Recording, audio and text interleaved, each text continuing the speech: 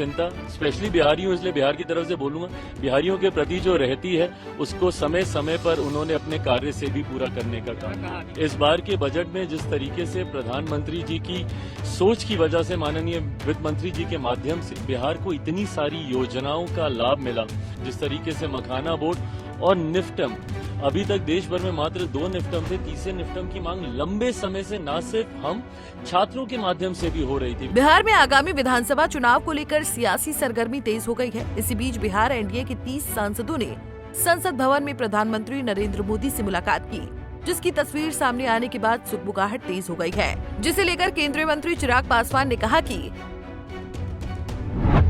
हम सभी ने प्रधानमंत्री मोदी को धन्यवाद किया है। जब जब बिहार और बिहार वासियों से उनका संपर्क हुआ, तब तब उन्होंने अपनी विकसित बिहार की सोच को सामने रखने का काम किया है। उन्होंने हमेशा बजट के माध्यम से उस सोच को धरातल पर उतारने का भी काम किया है। नहीं, बस कुछ नहीं, हम सब ने मिलकर प्रधानमंत्री जी को धन्यवाद किया। जिस तरीके से उन्होंने अपने उस वादे को हर बार निभाया, जब जब बिहार और बिहार वासियों से उनका संपर्क हुआ, उन्होंने हमेशा एक विकसित बिहार की सोच को सामने रखने का उन्होंने काम किया और हर बार बजट के माध्यम से उन्होंने उस सोच को धरातल पर भी उतारने का काम किया।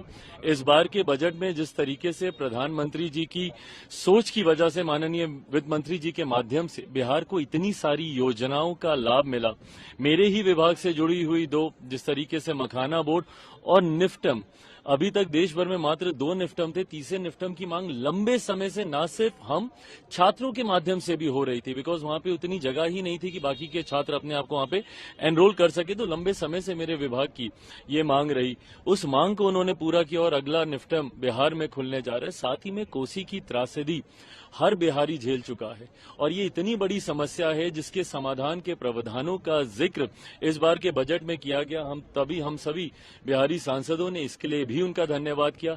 एयरपोर्ट, हम सब जानते हैं कि वहां पे एक एयरपोर्ट को लेकर कितनी समस्या लंबे समय से चल रही है। ग्रीनफील्ड एयरपोर्ट का इसमें जिक्र हुआ, आईआईटी में एक्सपेंशन का इसमें जिक्र हुआ। सिंचाई की योजना, मिथिलांचल से मैं भी आता हूं, उस इलाके में सिंचाई की एक बड़ी समस्या रही है, उसको लेकर उसमें प्रावधानों का इस बार के बजट में जिक्र है।